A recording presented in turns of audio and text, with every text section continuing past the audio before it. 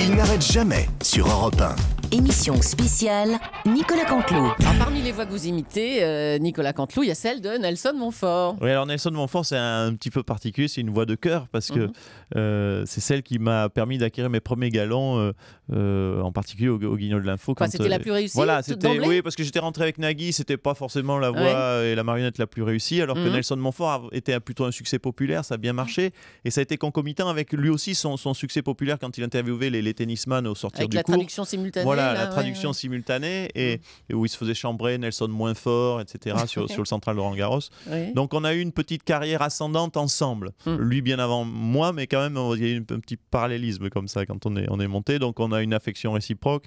Moi, c'est une voix dans laquelle il y a des voix physiquement sur lesquelles on est plus facile que d'autres. Celle-ci, je suis assez à l'aise. Je souffre pas physiquement au niveau des cordes vocales. Bon, il y a peu où je souffre, mais des fois, il y a des voix un peu plus compliquées que d'autres. Et puis... c'est une voix qui me permet de déraper parce que c'est le personnage qui traduit. Donc je peux dire n'importe quoi en Nelson Montfort avec des traductions très approximatives. Je ne vous le cache pas, ma chère Julie. Et puis un côté très diplomate, très policé qui